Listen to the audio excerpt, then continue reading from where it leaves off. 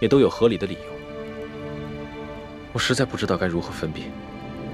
你们都是我最亲近的人，如果弄错了，冤枉了人，我这心里……不仅太子，就连我，也是左思右想，难以决断。在此，我只想告诉这个人，不管你是谁，我相信你对我们还是有些感情的。我希望你能够迷途知返，不再为吴三桂所用，助纣为虐。只要你肯主动自首，我李定国保证，既往不咎。是啊，到时候我们还是最亲密的战友，还是一家人。那现在怎么办？现在查不出内奸，对我们很危险。不要紧，既然我们知道了这个内奸就在我们中间，那我们就静观其变。大家都忙了大半夜了，都先休息一下吧。我跟五妹也去查探一下吴三桂的动静。五妹，走。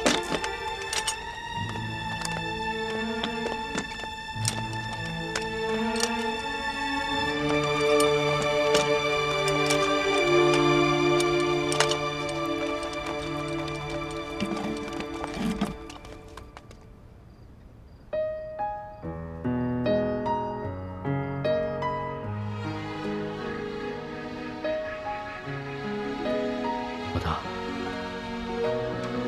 别睡了。好。其实认真，你不信我，定是因为你觉得朕还要罚你，对吗？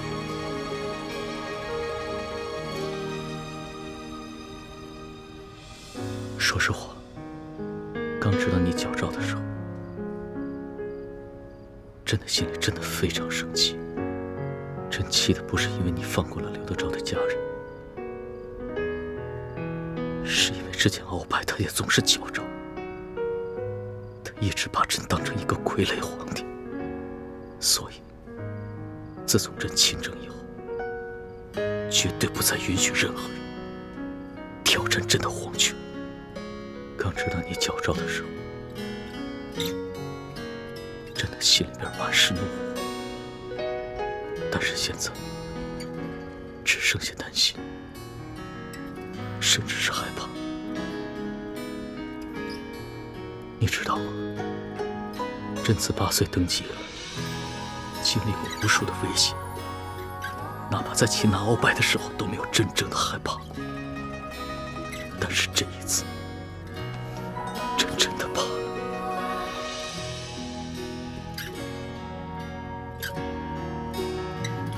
老大，朕真的不能没有。要是没了你的话，朕只是一个帝王，只是一个孤家寡人。但是有你在，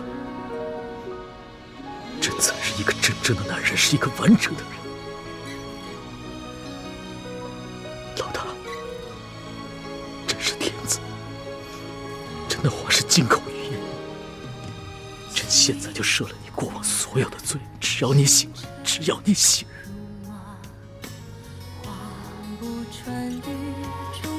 你醒醒吧，别睡。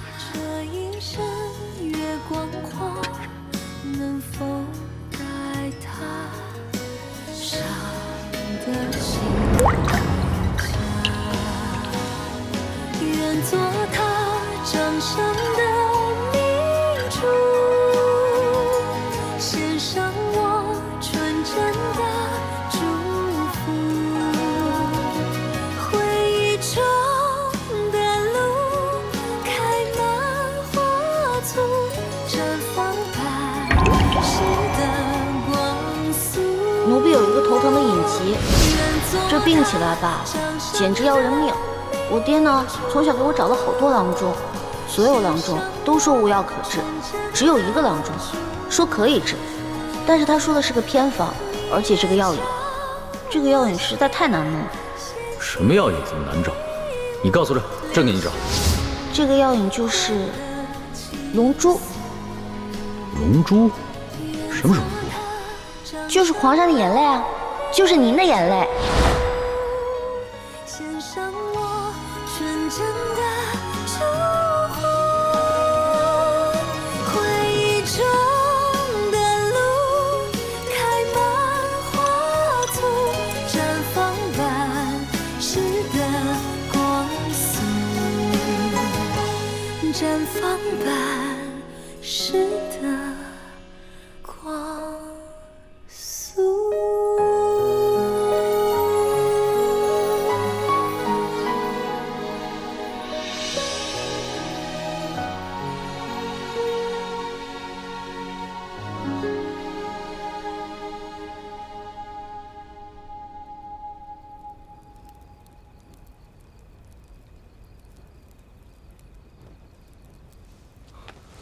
诸位师傅，我有办法查出内奸是谁了。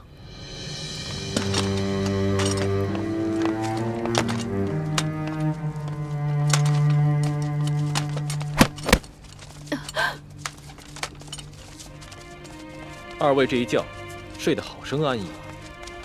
我问你们，可知道内奸是谁？什么内奸？你少装傻！这么大的事情，你爹不可能不告诉你。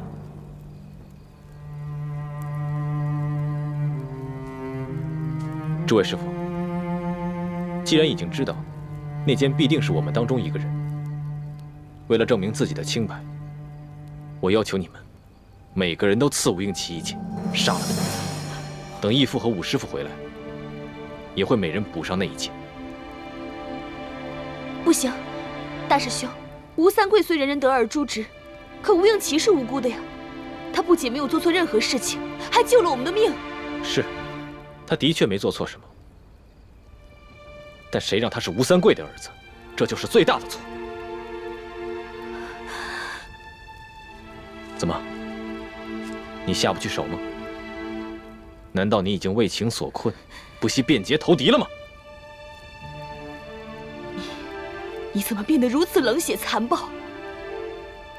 为了光复大明的大业，我只能不择手段了。查不出这内奸是谁，后患无穷。我同意太子的提议。若是吴三桂的内奸，他一定不敢杀了他的小主子。谁下不了手，谁就是内奸。我也同意。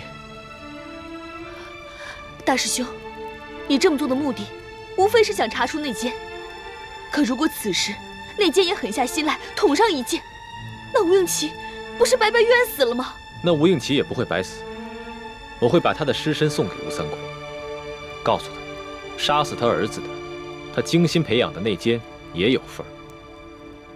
就算这个内奸可以替自己辩说自己是被迫刺的那一剑，吴三桂也不可能放过他。这个内奸就再也没有办法为吴三桂效忠了。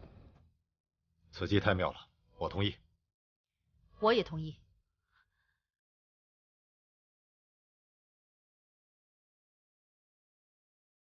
倩影，本来我是不想让你伤心的，但是为了证明我自己的清白，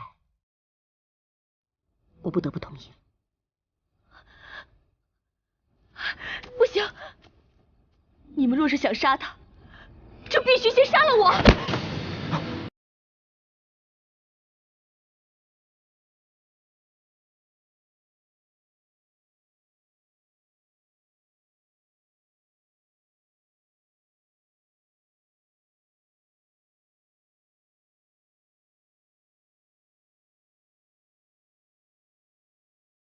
坚决拥护太子。好，为了防止有人弄虚作假，接下来的每一剑都必须刺中吴应奇的要害。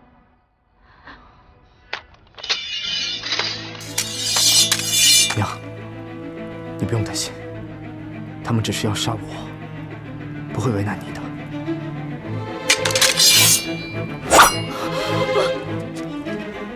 吴应奇，再给你最后一次机会，你要是再不说出这内奸是谁的话，我就杀了你。我真的不知道谁是内奸，我也从来不参与我父王之事。你们要杀我，可以，但我有一个条件：杀了我之后，马上把我的尸身送给我父王，千万不要让倩影看见。好一个情主，我这就成全你。住手！我知道那奸是谁。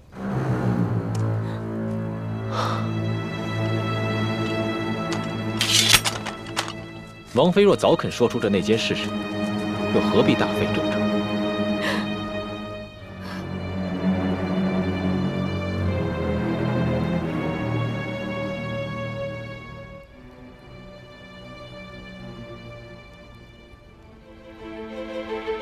这个内奸果然厉害，到现在为止，仍然不动声色。王妃，说吧，这内奸是谁？我肯说出内奸是谁，是为了保全我儿子的性命。可是你们一个个凶神恶煞，不讲信用，在你们这些人当中，我只信任晋王，只有晋王回来，我要他发誓，确保我母子平安，我才肯说。义父跟武师傅去勘察敌情了，1个时辰之后便会回来。到时候，你要敢耍什么花样的话，你儿子照样活不了。我就这么一个儿子，我虽然平时不干政，但是王爷他非常宠爱我，他处理军政大事从来不避讳我，所以我当然知道内奸是谁。那就好，我也不想杀了你儿子，让我师妹恨我一辈子。只要你说出这内奸是谁，我和义父定会保你们母子平安。好，一言为定。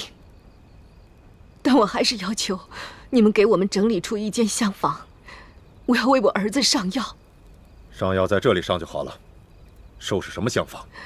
我儿子不仅手上有伤，臀上也有伤，那可是为了你女儿挨的50军棍。再说，我儿子好歹也贵为平西王府的2公子，岂能在这么多人眼皮子底下脱衣上药？三师傅，这么小的要求，答应了也无妨。正好院子左侧有几处厢房，你去挑一间整齐一点的，给你儿子上药吧。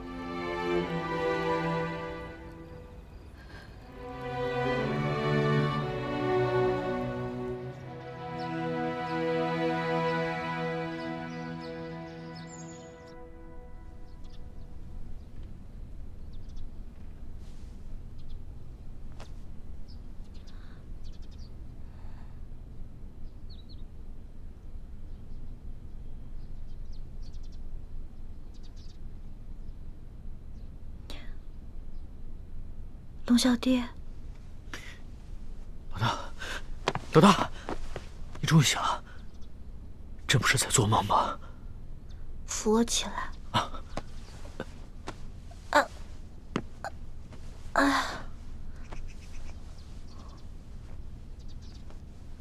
龙小弟，你脸色怎么这么差呀？你是不是一晚上没睡，一直坐那儿守着我呀？你还说呢，这都差点被你吓死了。太医说了，今天你要是醒不过来的话，可能就永远都醒不过来了。咱们可是对着月亮发过誓的，说要同生共死。你要活不下去不打紧，你要是朕也活不下去啊。所以，你真的一晚上没睡啊？又不是第一次，朕啊，上辈子一定是欠了你很多钱。说吧，你要怎么报答朕啊？要不然以身相许吧。那朕就勉强收了你吧。哎，什么以身相许啊？要不是你打我，我也不可能旧病复发。你居然敢矫诏，朕还不能打你一下啊？好疼呀！疼？宣太医，快宣太医！宣什么太医啊？不是这儿疼，是这儿疼。手怎么红成这样子呀？朕给你吹吹。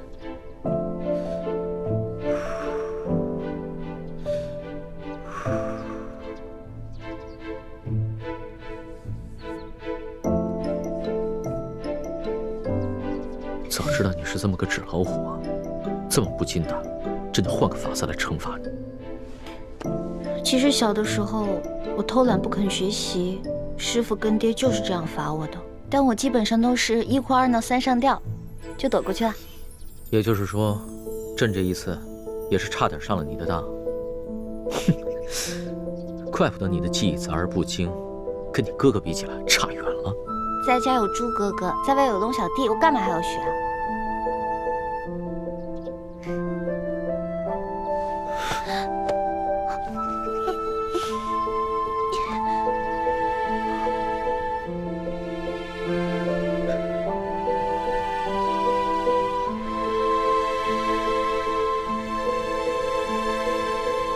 老大，你终于活蹦乱跳，又可以跟朕顶嘴抬杠。真好，猪哥哥，对不起，我是下了决心不要再理龙小弟的，可是我身不由己啊。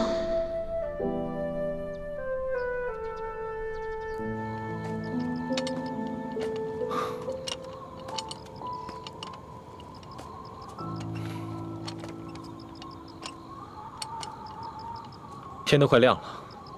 义父跟武师傅怎么还没回来？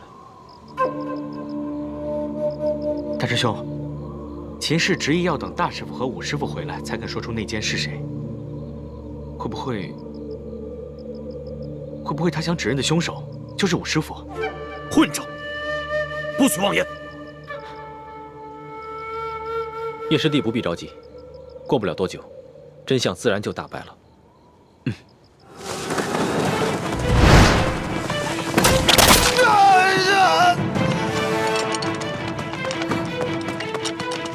太子，秦明突然发起了攻击，我虽然在外面布置了很多计划，但是他们人实在太多了，我怕防不住。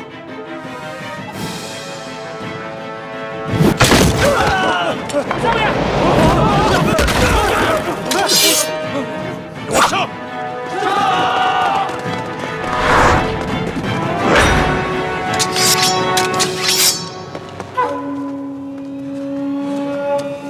你哪看到这玩法？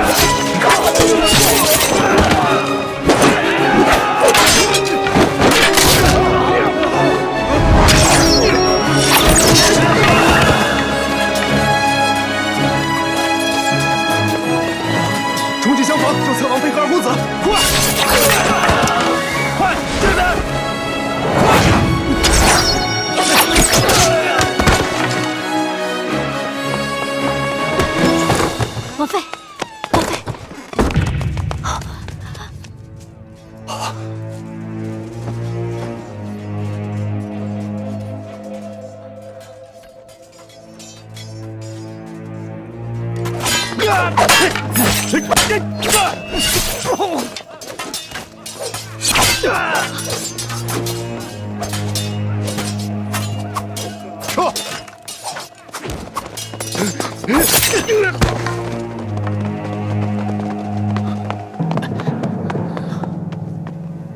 大师兄，吴三桂这次偷袭好生蹊跷，他明知道偷袭我们一定会危及秦氏和他儿子的性命，为什么还发动这次偷袭？糟了，我们中了他们的调虎离山之计。回去看看。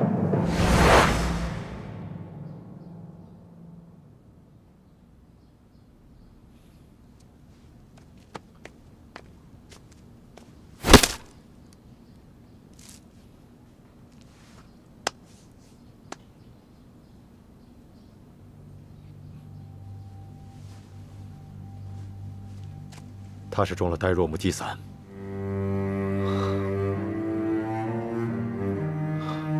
吴三桂果然是在调虎离山，他假装发起进攻，把我们引出枪房，好方便那个内奸杀人灭口。如此说来，定是那内奸透露信息给吴三桂，吴三桂才发起了偷袭，配合内奸行动。昨夜在王府遇险之时，吴三桂曾狠心想杀了王妃。后来吴应奇成了我们的人质，吴三桂才放我们走。看来吴三桂心中，女人终究比不过儿子，所以那个内奸不敢动吴应奇，只敢杀了王妃灭口。可是，是谁有机会可以向吴三桂通风报信，又可以对王妃痛下杀手？当时，清兵从四面八方扑来，大伙都在奋力抗敌，没有人顾及到其他人的行踪。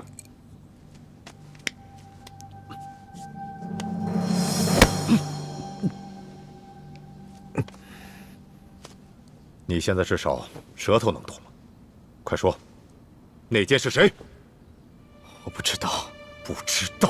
你爹，吴应奇他很爱他娘亲，若他真知道内奸是谁，肯定恨不得亲手杀了他。内奸把你娘给杀了，你娘为了保护你，给灭口了。你还袒护那个内奸？难道你像你爹那样冷血无情吗？我真的不知道。当时我娘给了我一杯水，我喝完之后就全身无法动弹。由于我臀部有伤，所以只能侧卧背对着我娘。然后我就听见外面有嘈杂声，好像是厮杀声。接着房顶上就有声响了，好像是有一个人跳下来了。之后我娘就趴在我身上，我想问也问不出来。然而我的身体又动弹不了，我真的不知道是谁。刚才清兵偷袭的时候，大家都出去御敌，我因为腿上有伤，所以只能留下来守护他们母子。我当时也听到屋顶上有响动，但是却无法分身进屋查看。想来就是在那个时候，内奸由屋顶进入，杀了王妃。这个内奸为了方便行动，不想让吴应奇认出他是谁，所以先在秦氏的水中下了呆若木鸡散。此前呆若木鸡散的解药已经泄露，这就再次证明，这个内奸是我们最亲近、最可信的人，也就在我们这几个人之中。大家不用猜了，这个人一定是唐一手。第一，他与晋王一同出去勘察敌情，是有机会向吴三桂通风报信的，让吴三桂偷袭咱们，然后来掩护他杀王妃灭口的行动。第二，他有机会拿到呆若木鸡散的毒药和解药。第三，当时我们所有的人都在奋力厮杀，只有他不见了，所以他一定是杀人灭口之后就逃回吴三桂的身边了。若真是武师傅杀了王妃，灭口成功的话，又为何要逃走呢？这样不是反而暴露身份了吗？如果不是唐一手的话，那为什么他会不见了呢？对啊，武师傅人呢？你们谁看到武师傅了吗？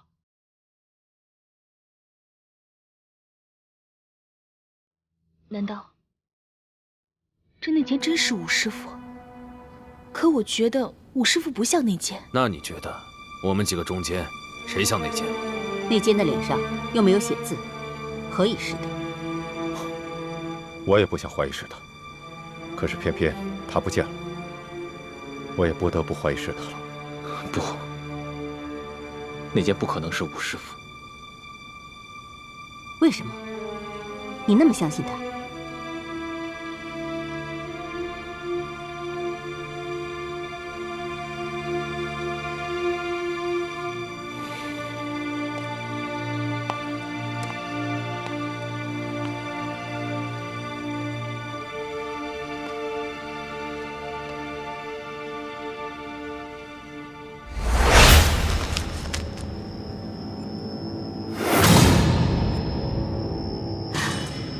老武师傅，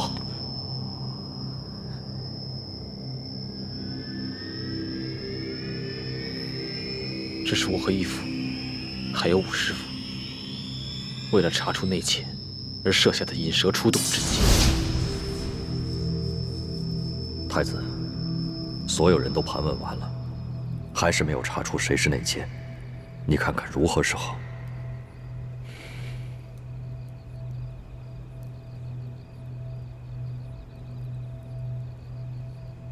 义父，我有一计，可以引得内奸现身，但是需要武师傅配合。何计？义父，你看，若让武师傅假扮秦氏，足可以以假乱真。我们不妨让他跟秦氏互相易容，互换身份，然后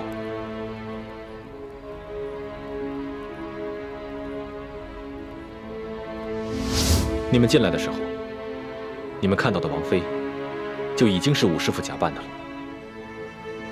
当时王妃为了保护吴应奇，也答应配合。只是，她虽然假扮成了武师傅的模样，言谈举止还是容易露出破绽。所以义父才借口要出去勘察敌情，把王妃带出了大殿。大家也都累了，都休息吧。我跟五妹也去查探一下吴三桂的动静。五妹，走。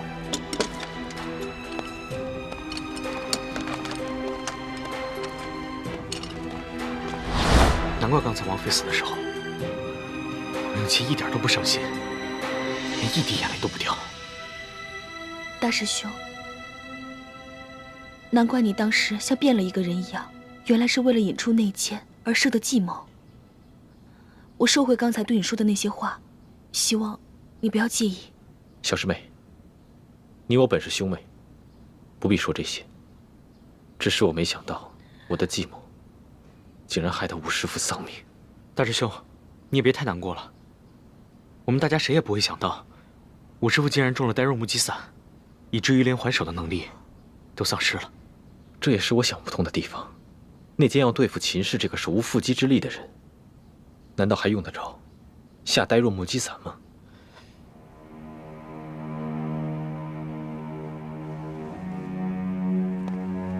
难道那个内奸已经识破了我们的计划，知道秦氏就是唐一手所假扮的？那他就应该静观其变，为何还冒险杀了唐一手呢？有这个可能，只是现在不仅没有查出内奸是谁，还害得吴师傅无辜丧了命。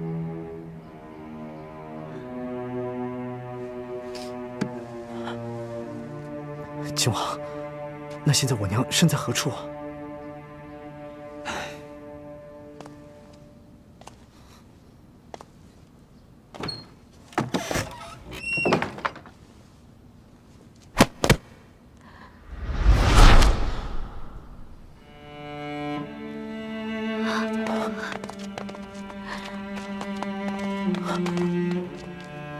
娘，晴儿。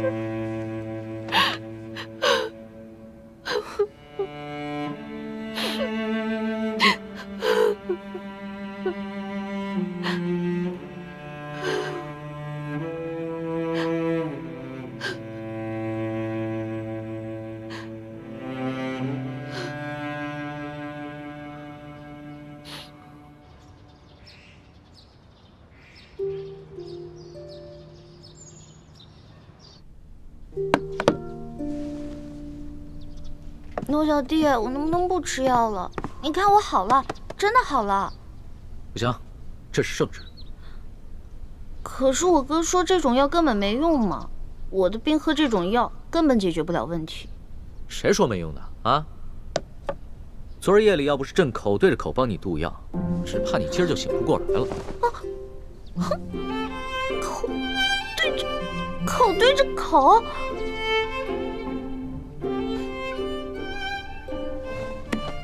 那也就是说，你昨天哭了？啊？你不是很难动情的吗？你最近怎么这么容易哭了？朕没哭，谁说取龙珠就一定要哭的？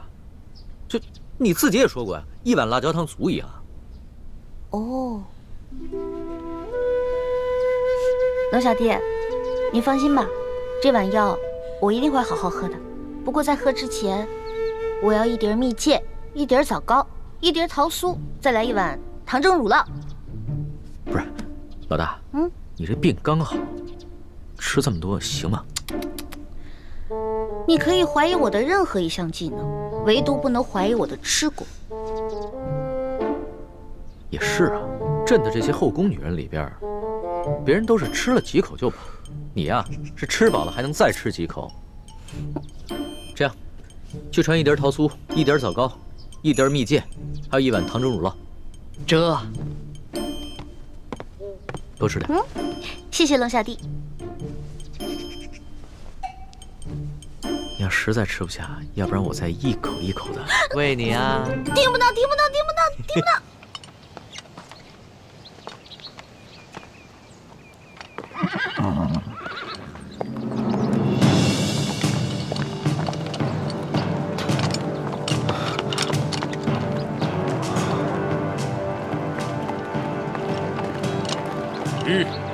二位且慢。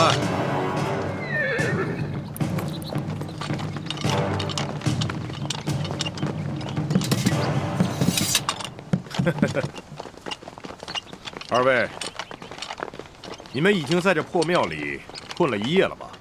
想必早已饥肠辘辘。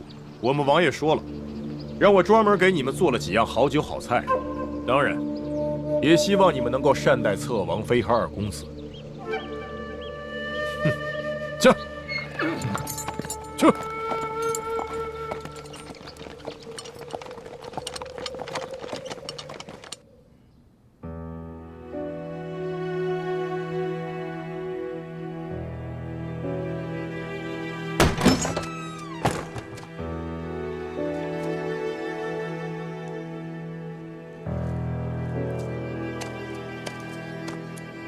夫人，天阳，吴三桂派人带了一些酒食过来，我验过了，没毒。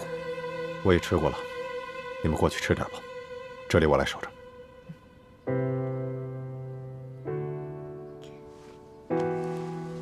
走吧，倩影。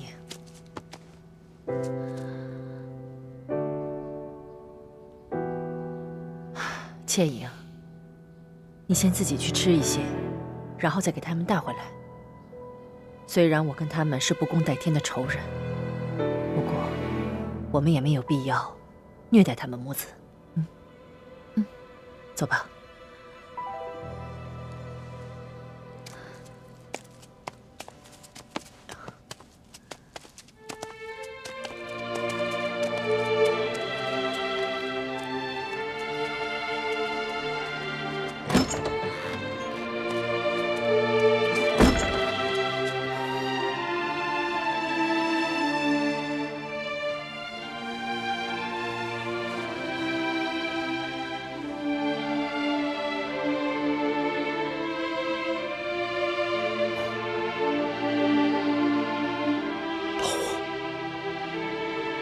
你真的死得很冤。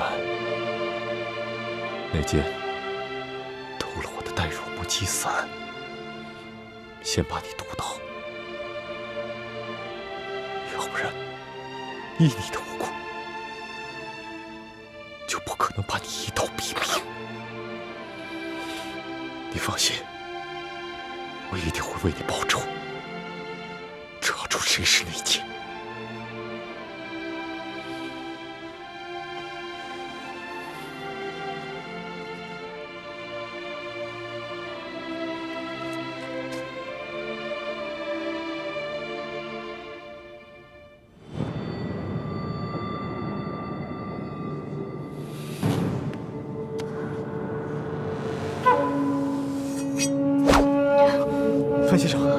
你要做什么？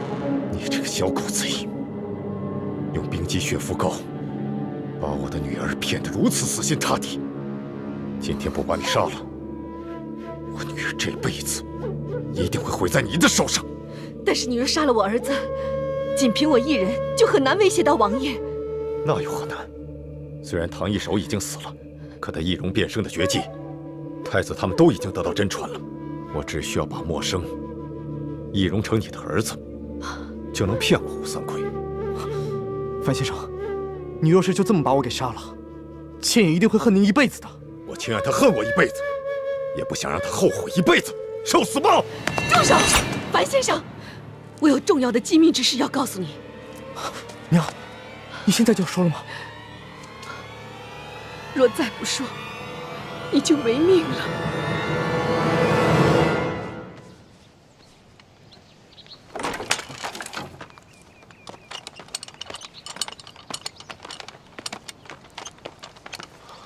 四师傅，叶师弟，多谢太子，谢谢你们辛苦了。1个时辰以后，我过来换班。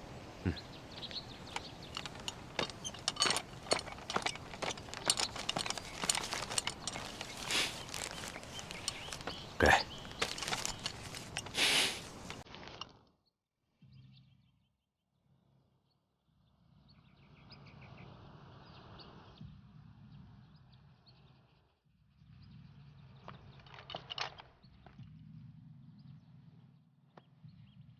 义父，三师傅，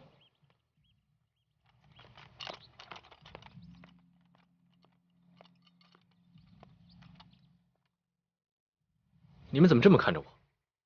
你们的眼神好奇怪啊！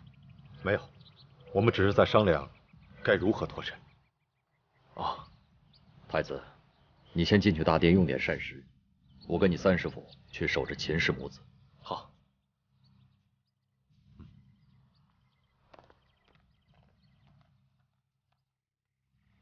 三师傅和义父，他们好像有什么事情瞒着我。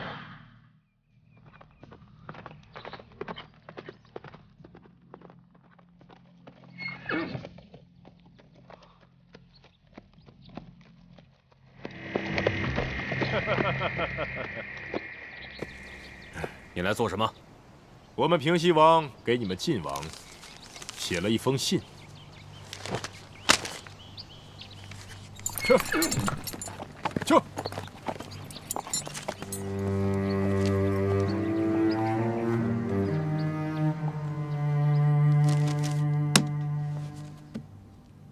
吴三桂说了什么？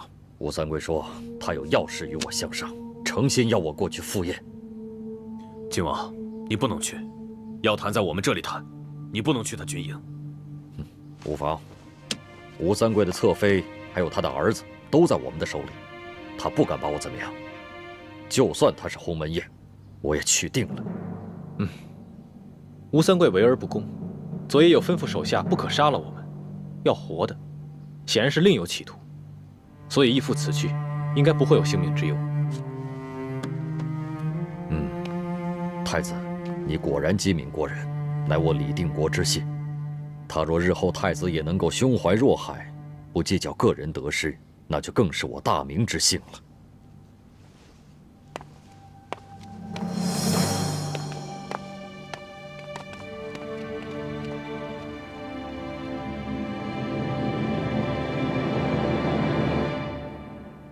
义父今日这话，似乎话里有话，真的是令人费解。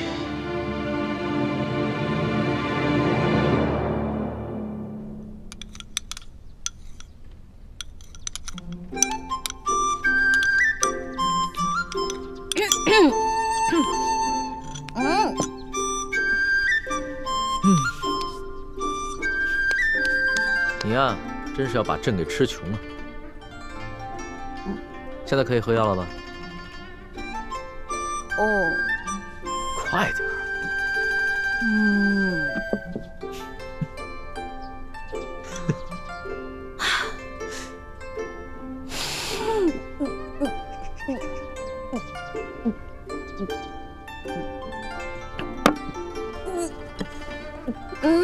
哎呀，你怎么吃个药都这么麻烦呀？那你小时候病发，家里又买不起这些东西，那可怎么办呀？很简单啊，捏住我的鼻子，使劲往里灌呗。这个办法好，那朕以后就这么对付你了。但是，我喝进去以后就会把药全都吐出来，因为药实在太苦了。这个时候啊，我的猪哥哥看我难受，就会上山帮我采很多野蜂蜜。但野蜂蜜没那么好采到，每次他采完以后，满脸被叮的都是包呢。李爱卿对你是真好啊。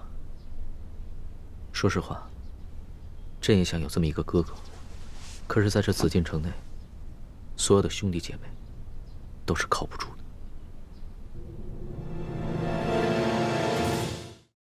我的猪哥哥看我难受，就会上山帮我采很多野蜂蜜，但野蜂蜜没那么好采到，每次他采完以后，满脸被叮的都是包呢。李爱卿对你是真好啊。说实话，朕也想有这么一个哥哥，可是在这紫禁城内，所有的兄弟姐妹都是靠不住的。你怎么了？我就是在想，我有猪哥哥真好，也不知道猪哥哥现在在殿都执行任务，完成的怎么样了，顺不顺利？你放心吧，李爱卿功夫那么高，又会易容，又懂机关，江湖经验又丰富，肯定没事的。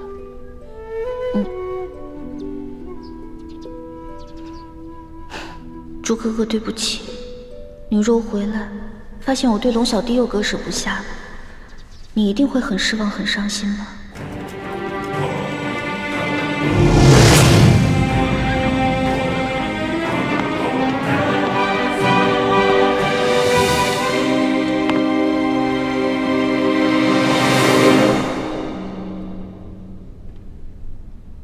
郡王，我就不和你兜圈子了。你们明珠谷的底细，我知道的一清二楚，但我没料到，你们这些前明的亡命之徒，居然能培养出那么多厉害的人才，不仅能混进宫魅惑皇上，还能蛊惑我吴三桂的儿子。我也没有料到，你居然派奸细安插在我明珠谷，而且还进入了朱明联盟的最高层。但是我想不明白，你既然知道我们那么多秘密，为何不上报朝廷？为何不派兵剿灭我们？这就是我为何对你们围而不公，并且把你请进我的营中做客的原因了。愿闻其详。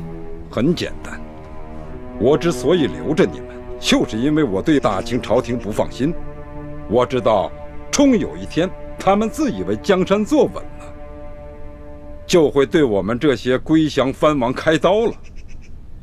我必须留着你们这些反清力量来牵制大清朝廷。一旦时机成熟，我还可以与你们合作。如何合作？2种方式。我不坏你的事，你也别坏我的事，大家井水不犯河水。那第二呢？就是你我冰释前嫌，结为盟友，将来一起起兵反叛，打下天下后，你我分国而治。你在中原恢复你的大明国号，而我割据云贵川两广湖南湖北，建国大周。如此天下，虽然分了朱吴两姓，但它仍是你我的天下。如果2种方式我都不答应，很简单，我只需要一道密奏，将你们的一切秘密告知康熙小儿。到时候，我们两败俱伤，我建不了周，你也复不了明，反倒让大清朝廷渔翁得利。你愿意吗？我当然不愿意。但你吴三桂杀死了永历帝，是大明最大的罪人，我怎么能与你合作？我那也是形势所逼。大清朝廷对我疑心那么重，我不亲手杀了永历帝以表忠心，就会被多尔衮干掉，不然我怎么能保得下这么大一份实力呢？你我都是将领，咱们先联手把这江山夺回来，咱们自己的矛盾再自己解决，如何？吴三桂，你当年逼着我亲手杀死我结发多年的妻子，如果我跟你合作，你放心得下？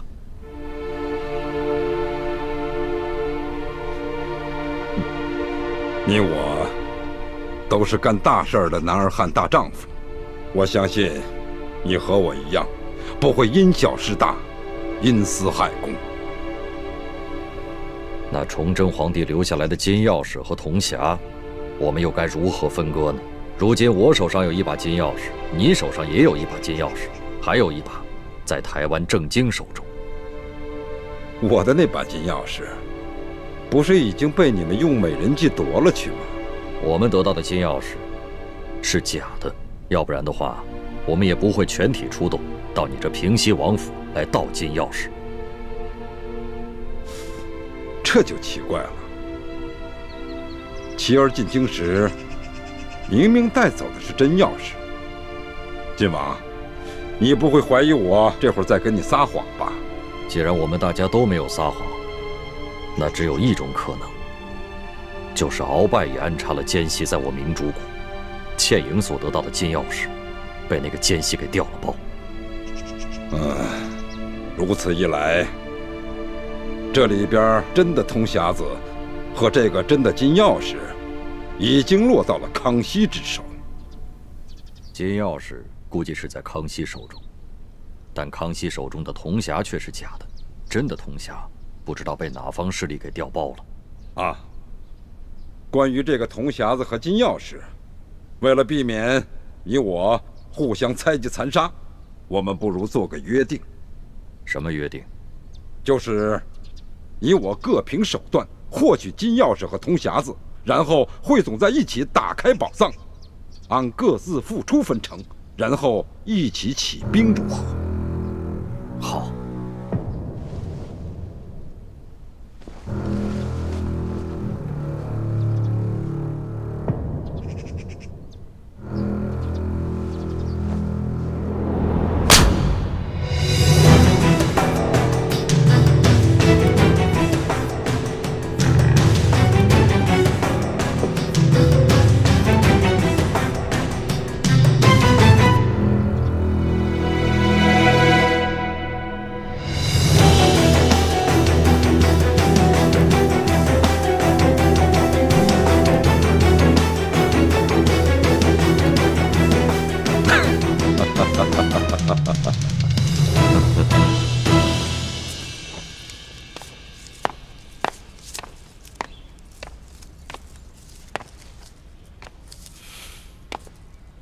你小子给我听着，如果晋王被你家老子杀了，我就把你剁成18块喂狗。范先生，晋王一定会平安无事的。待他和我父王谈妥条件，大家都会平安无事的。哼，你老子会做善事。再恶的人也难免会做1、2件善事。晋王，你没事吧？没事，我跟吴三桂已经谈好条件了。哦，谈的什么条件？此事说来话长，等咱们回到明珠谷以后再细谈。啊，太子呢？啊，倩影和他娘正在给老五收尸。太子说，唐一手是为了光复大明大业而牺牲的，所以他也要在一旁为他五师傅念一卷《金刚经》。太子重情重义，我相信将来他也会深明大义。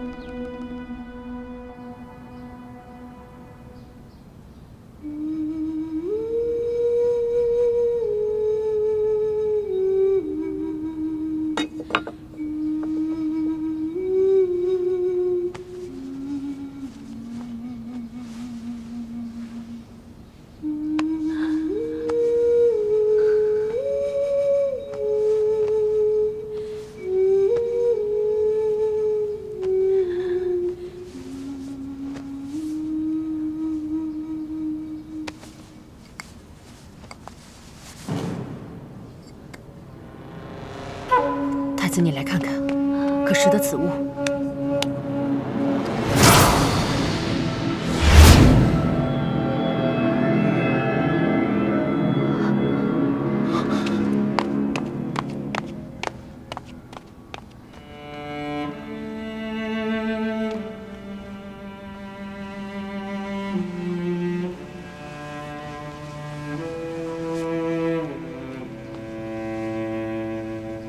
义父，义父，诸位师傅，这是从武师傅身上发现的。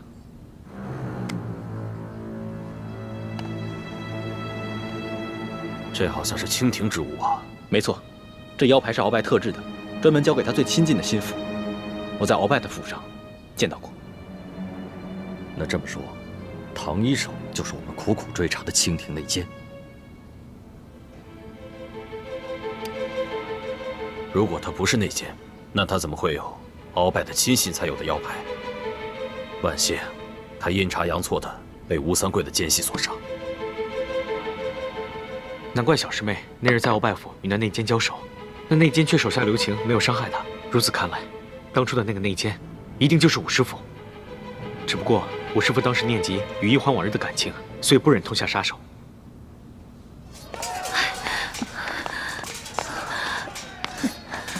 各位师傅，吴三桂又进宫了。不要紧，吴三桂的军中有朝廷的耳目，他们如果就这样把我们放了，他怕朝廷会怀疑他们，剿灭我们这些乱党不利，所以他就命令他的手下虚张声势，从东南西三面围攻我们。我们现在把秦氏和吴应期留下，从北面突围。晋王，怎么了？就这么把秦氏和吴应期给放了？这也是我和吴三桂谈好的条件之一。剑影、默生，你们两个继续留在滇都。啊？我为什么还要留在滇都啊？虽然我们跟吴三桂结盟了，但是这个人阴险狡诈，不可相信。你们两个留下，监视他的一举一动。可是，我爹不会同意的。既然晋王如此安排了，自有他的道理，爹怎么会反对呢？爹，你不是说再也不允许我跟吴应期接触吗？爹相信你会有分寸的，而且我们都应以大局为重，一切听从晋王的安排。谢谢爹的信任。奇怪，三师傅对倩影和吴应期之事，怎么突然转变了态度？义父和三师傅的言行都有些反常，他们一定是有什么事瞒着我们。那个，大师傅，我不想留在滇都，我想跟着大师兄一起去京城。臭小子，还想挨揍是不是？跟你说过多少次了，别胡思乱想，一切以大局为重，再胡思乱想，信不信我宰了你？义父，那武师傅的遗体该怎么处置？他不是你武师傅，他是内奸。放一把火，把他的尸体还有厢房一起烧掉。义父，武师傅虽然是朝廷的奸细，但从小对我也有养育教导之恩。如今他人也死了，也算是遭到了恶报，还是让他入土为安吧。太子如此仁义，我相信将来你一定会以大局为重，会以天下苍生为重。义父这是怎么了？似乎总是话里有话，他又为何要看着吴应期说这番话？义父一定是有什么事瞒着我。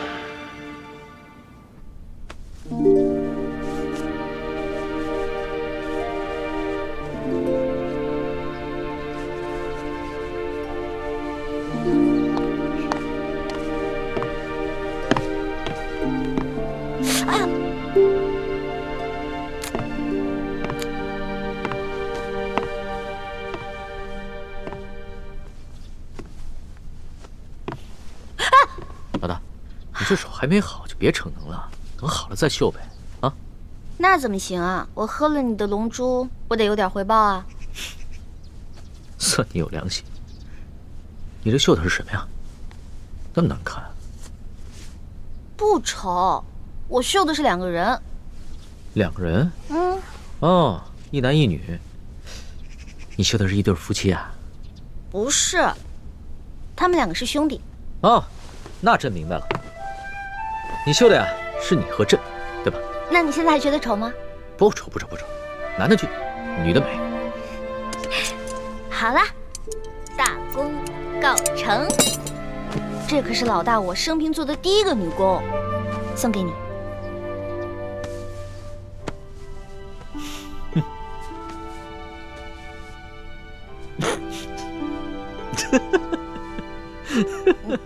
你哈哈什么呀？老大，你这个绣工实在是什么？不是老大，你这个一面绣着2只肥鸭，一面吧绣着一对丑人，这平生第一次收到这么有趣的礼物。龙小弟，这个荷包里面可以装香，可以驱虫防蚊，提神醒脑。你会把它带在身上吧？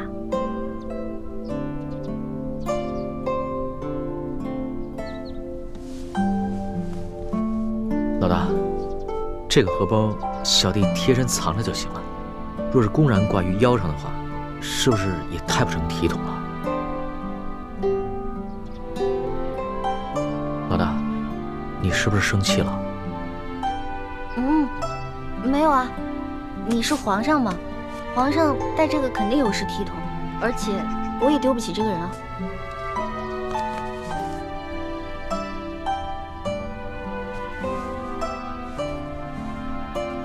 你终究只是皇上，不是我的龙小弟。在你心中，我对你的意义，终究也不过是有趣罢了。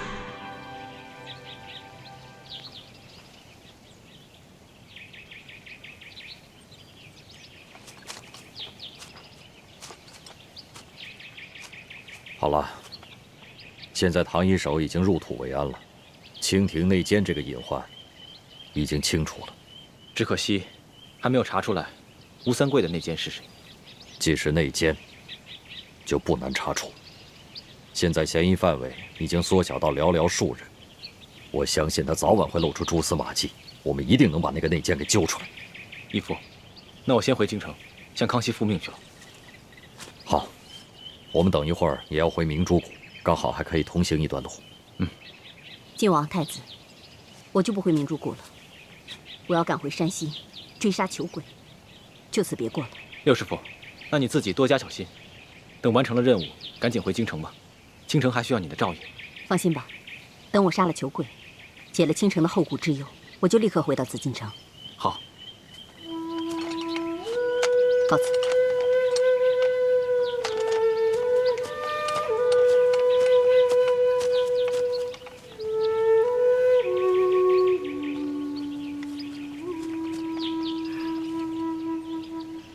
太子，其实我已经查出谁是吴三桂的内奸了。什么？义父要等到六师傅走了之后再说。难道这个内奸就是六师傅？没错，吴三桂安插在咱们明珠谷的内奸，就是你六师傅，血衣居士。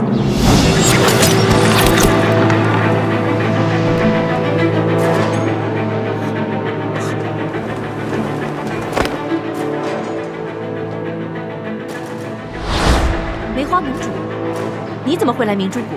如今已经没有梅花门了，我梅花门上下200多人，现在除了我血衣居士，还有我的徒儿血倾城，其他人都被清兵给杀死了。义父，政绩确凿了，千万别冤枉了六师傅。太子，这可是秦氏亲口告诉我跟晋王的。受死吧！住手！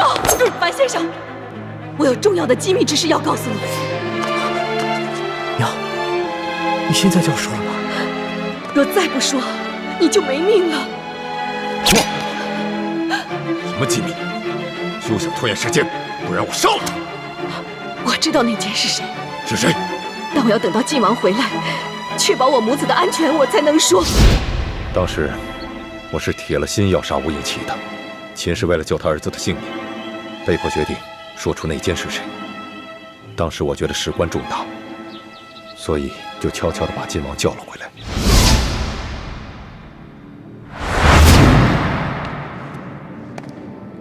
我李定国对天明誓，只要你说出谁是内奸，我保证你们母子安全。你放心，我虽然恨不得把你儿子杀了，可是我樊篱乃是大明的臣子，我一定会听从晋王的号令。快说吧，你再拖延时间的话，我可没这个耐心。其实我也没有见过那个内奸的面。有一次我去给王爷送燕窝粥，远远看到一个黑色的身影，戴着黑色的斗篷，从王爷的书房闪出，一跃就从房顶走了。显见他的武功很高，虽然隔得甚远，未看清他的面容，但我肯定，那是一个女人的身影。女人的身影？你是说倩影？当然不是。倩影与我齐儿认识不过数月，但那内奸已向王爷传递了多年消息。既是女人，武功又极高，还向吴三桂多年传递消息。那在我们几个人中间，值得怀疑的人，只有樊夫人、唐一手，还有雪衣居士。幸亏秦氏，他还记得那次他看到黑影的日子，是前年的9月13日，而那年秋天，我夫人跟唐一手一直未曾离开过明珠谷。倒是雪衣居士一直在外面执行任务，不然就很难洗清嫌疑啊。我们都以为那个内奸是从屋顶的破洞进入房间，杀死了易容的唐一手。我真的不知道。当时我娘给了我一杯水，我喝完之后就全身无法动弹。由于我臀部有伤，所以我只能侧卧背对着我娘。然后我就听见外面有嘈杂声，好像是厮杀声。接着房顶上就有声响了，好像是有一个人跳下来了。之后我娘就趴在我身上，我想问也问不出来，然后我的身体也动弹不了，我真的不知道是谁。刚才清兵偷袭的时候，大家都出去御敌，我因为腿上有伤，所以只能留下来守护他们母子。我当时也听到屋顶上有响动，但是却无法分身进屋查看，想来就是在那个时候，内奸由屋顶进入，杀了王妃。当我们看到屋顶破洞的时候，我们就以为内奸是从屋顶的破洞进入房间杀死唐一手，就没有怀疑到在外面跟我们一起御敌的雪衣居士。可当我知道这个内奸是个女人的时候，我仔细地回想了一下，第一个冲进厢房的就是雪衣居士。王妃，王妃！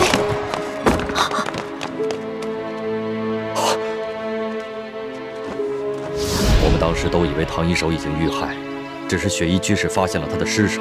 但是很有可能的是，唐一手中了呆若木鸡散，不能动弹，而雪衣居士也假装发现唐一手被害，抢在我跟樊夫人之前，第一个冲进了厢房，在翻过他身体的那一刻，把匕首插进了他的胸口。王妃，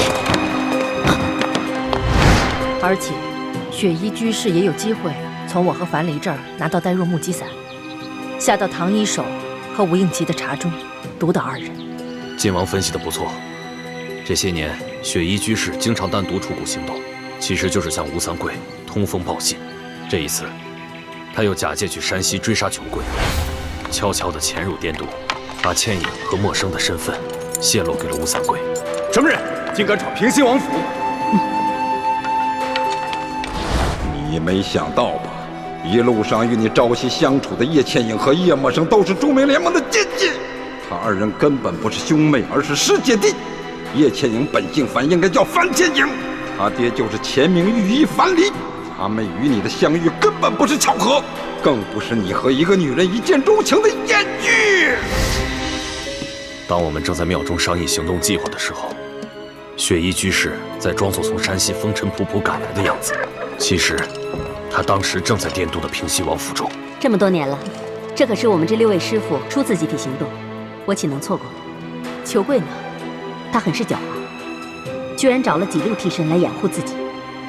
我本想着继续追查他的行踪，却接到了你的飞鸽传书，所以我就委托山西牛角寨的盟友们帮我继续追杀他，而我就赶了滇都与你们会合。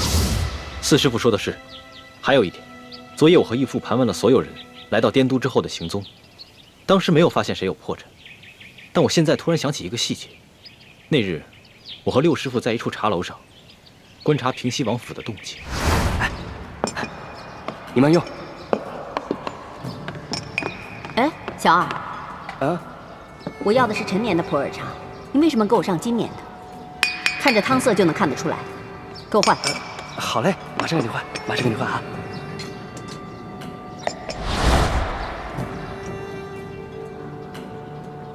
六师傅，这茶味道不错呀。哦，我喜欢喝味道更浓艳的。我们明珠谷一向物资匮乏，条件艰苦，大家早就习惯了粗茶淡饭。为什么六师傅会对一盏茶水如此挑剔？现在想来，只有一种可能，那个茶楼的小二就是吴三桂的奸细。六师傅在换茶的时候，将消息放在杯底，传递了出去。太子分析的很有道理。吴三桂一定是如此才知道了我们的计划，所以就设好了局，等我们跳进他的陷阱。如此一来，铜匣失踪之谜也说得通了。易欢好不容易在宫里拿到了真的铜匣，却不知被谁调了包。现在想来，应该就是六师傅。所以这铜匣现在应该还在吴三桂手上，他手上还有一把金钥匙。不要紧，吴三桂虽然拿到了真的铜匣，但他手上那把金钥匙也被人调了包。义父怎么确定吴三桂手上的金钥匙是假的？我想来想去，倩影从吴应琪那儿拿到的金钥匙，应该是真的。交由你之后，再由你带到京城，直到我们几个师傅到京城跟你会合。唐一手一定是趁这个时候，把金钥匙从你身上调了包。这把金钥匙是假的。看来只有这个可能了。但是鳌拜疯了，唐一手不可能把金钥匙交给鳌拜。现在又不幸被六师傅给杀了，这铜匣的线索又断了。也只能盼望天佑我大明，能够有奇迹发生。否则，找不到金钥匙，打不开铜匣，就拿不到宝藏的地图，我们光复大明的大业就更加艰难了。想不到五师傅跟六师傅，一个是鳌拜的奸细，一个是吴三桂的奸细，他们还在我明珠谷潜伏了那么久。10多年前，我大明即将灭亡，当时为了保存实力，大量接收大明的流亡之士，在这中间，就难免混入了各方的奸细。既然鳌拜早就知道了明珠谷的实力，为什么不出兵剿灭我们？鳌拜的心思，可能跟吴三桂一样，他们怀疑康熙这个小皇帝会兔死狗烹，鸟尽弓藏，所以才留下我们这些隐患，以备不时之需。就像康熙小皇帝这次为了擒拿鳌拜，竟然冒险联合10多个摔跤的布库，亲自捉拿鳌拜。鳌拜若不是手上有我们这枚棋子，恐怕已经性命不保。义父，如果雪衣居士是吴三桂的内奸的话，那倾城会不会也……雪倾城是雪衣居士从小抚养带大的，他们名为师徒，实则情同母女。在雪衣居士的控制下，雪倾城很有可能也是吴三桂的内奸。所以我跟你三师傅才不动声色，就是为了不想打草惊蛇。如果倾城是内奸的话，那易欢就危险了。义父，我要马上赶回京城，把消息告诉易欢，以免他遭到倾城的暗算。好，但是你们要是发现了雪倾城也是内奸的话，千万不可轻举妄动，以免打草惊蛇。我们不妨来个将计就计，利用雪衣居士跟雪倾城，把假消息传递给吴三桂。义父放心吧，我明白。上次山鸡吩咐之事，为何迟迟不见动作？早日除掉李一欢，本王早日让你姐弟团圆。若再不动手，你姐弟二人再无相见之日。我怀疑我们内部出了奸细，有可能，应该是康熙的侍卫当中有内奸，多半是鳌拜的党羽，也有可能是吴三桂的人。他在清廷当中安插了不少的眼线。既然如此，那我们就趁这次机会来离间康熙和吴三桂的关系，让他们君臣内斗。我也是这么想的。不知道欢妹现在怎么样？我去找点水，你休息一会儿。嗯。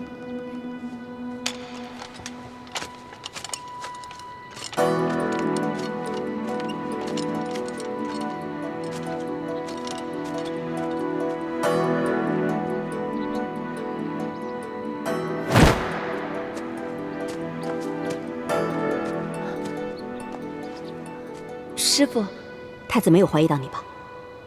大师兄，他很信任我，没有对我起疑心。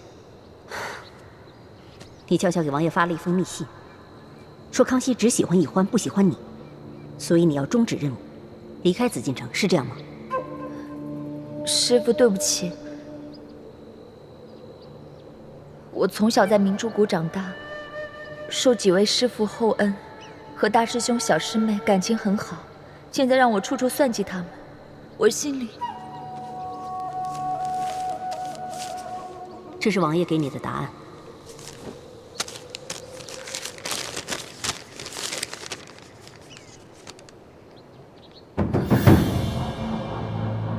什么？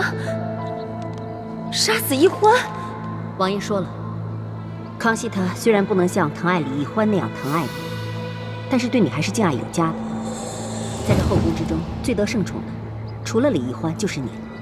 所以，一定要除掉李易欢这个绊脚石，康熙才能把注意力转移到你的身上。当然，我也知道你和李易欢的关系很好，以姐妹相称。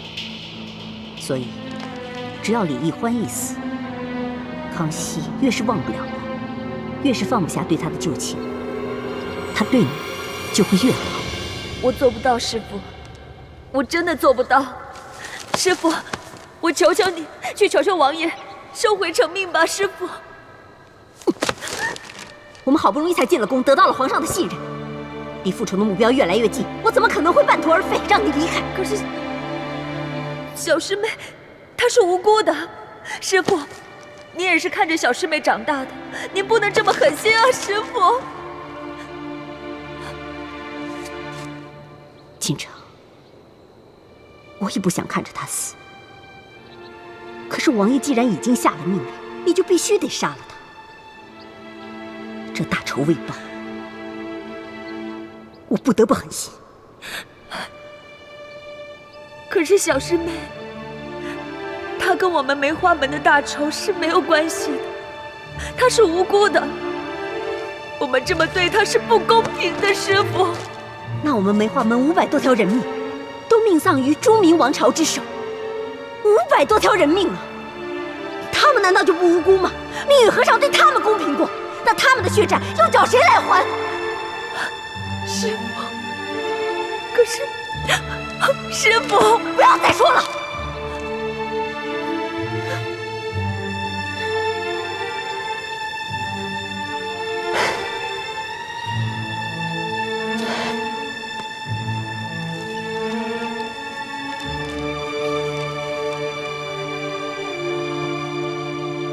锦城，你好好想一想，你们全家几十口人，不都死在朱明王朝的铁骑之手吗？为了给你的家人，还有我梅花门报仇，现在只能牺牲易欢了。对了，你别忘了，你的弟弟还在王爷的手中，如果你不杀死易欢，王爷一定不会放过他的。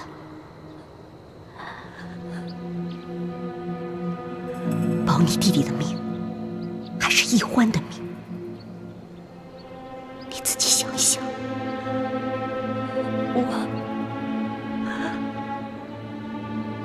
弟弟，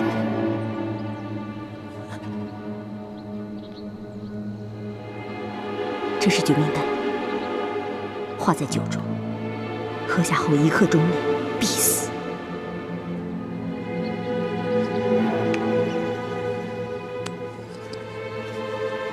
没有解药。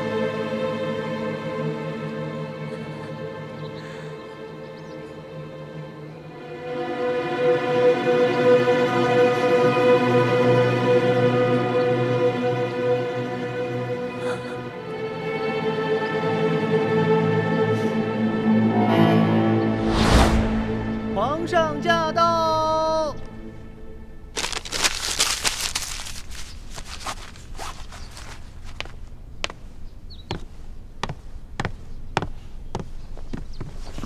皇上吉祥。哎，起来吧。谢皇上。朕许久啊，没能来你这永和宫，今儿刚好得空，就顺道过来看看。谢皇上挂心，妾身一切安好。好就好，坐吧。皇上前些日子一直愁眉不展，今日面露喜色，是不是有什么喜事啊？还不是易欢那个丫头，前些日子和朕赌气，朕是骂也骂不得，罚也罚不得，心里着实郁闷。还好，昨日转了性子，和朕和好如初了。易欢就是小孩子脾气，不懂事，皇上多担待。朕就喜欢你这个淡泊体贴的性子。这后宫之中啊，也就是你，不会是易欢为敌了。朕为了不让易欢惹麻烦，一直不让别的嫔妃去她的永乐斋，也不让她去别的嫔妃宫里。朕自己啊，也没时间陪她。你要是有空的话，就多去永乐斋走动走动。妾身遵旨。哦，对了，刘德昭等人已经全部出斩了，可惜裘贵逃走了。朕一名新的山西巡抚继续抓捕裘贵，等抓到了裘贵，朕就把他送到你爹的坟前处决，也算是为你报了大仇。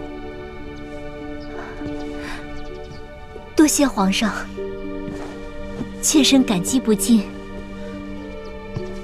起来吧。等你爹百日继辰之后啊，朕便真的信了你，要让你早日替朕生个阿哥，这样你在宫里的地位也就稳固了，也好安慰你爹的在天之灵嘛。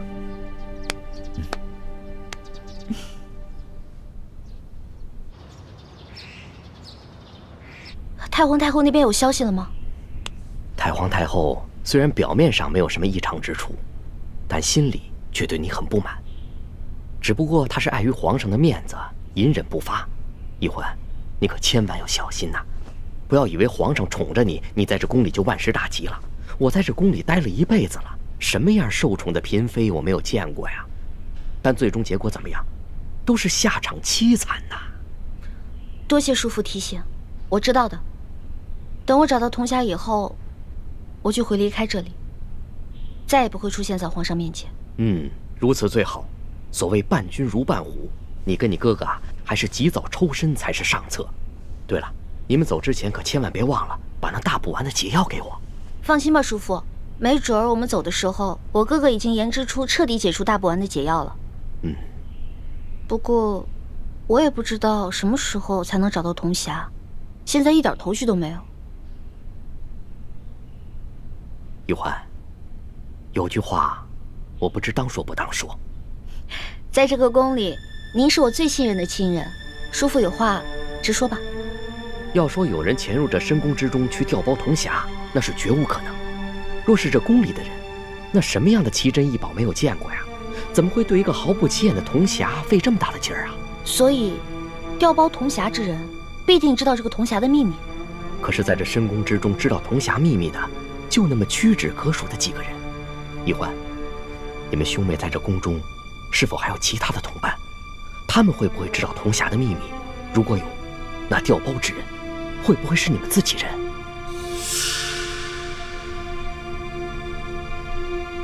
你先慢慢想，我得赶紧去伺候太皇太后跟皇上了。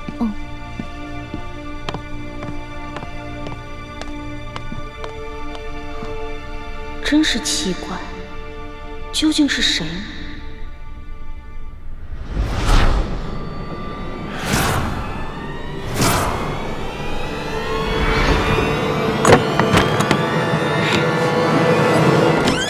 易欢，谁？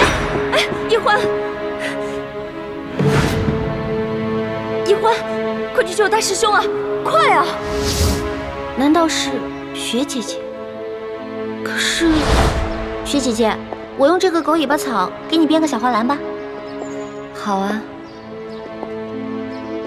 你怎么了，雪姐姐？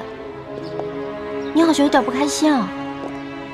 哦，我知道了，你肯定是在担心猪哥哥，对不对？你放心吧，这次呢，6位师傅集体出动去协助猪哥哥完成任务，一定非常顺利的。不是啊，我不是在担心大师兄，是昨天皇上来永和宫看我，他说什么？他说等书剑百日继承一过，就要真的临幸我，让我给他生龙子。那这可怎么办呀，雪姐姐？只要我继续留在宫里，这是迟早的事情，躲不过。现在只能希望能够在书剑100日继承之前找到铜匣，完成任务，这样我就能出宫了。雪姐姐深爱着朱哥哥，如果铜匣在她手上，她肯定宁可马上撤离，也不会接受康熙的临幸。但若不是他，难道是六师傅？六师傅，反正现在人都出去了，你赶紧坐下吧。焕儿，这是在紫禁城里，不是在咱们明珠谷。这里可没有什么师傅徒儿，这里啊，只有这厉贵人、欢答应和雪嬷嬷。只要记着这一点，你的言行才不会露出破绽。记住，要尽快适应这宫中的生活，谨言慎行，一切以完成任务为重。徒儿记住了。你看你还在自称是徒儿，这要是被宫外人看见了，宫里人知道，你会惹出大麻烦的。六师傅一直都很疼爱雪姐姐和我，对朱哥哥也很爱护，他干嘛要偷走铜匣呢？难道他就是鳌拜派遣在我们明珠谷的内奸？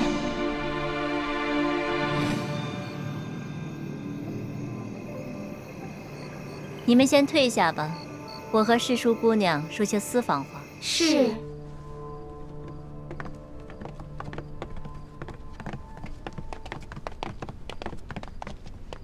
雪姐姐，什么事儿啊？是不是我爹跟朱哥哥他们有消息了？不是，他们的消息倒还没有。是咱们俩姐妹啊，好久都没有在一块儿吃饭喝酒了，所以今天姐姐我特意亲自下厨，做了一桌子你爱吃的菜，来，快尝尝。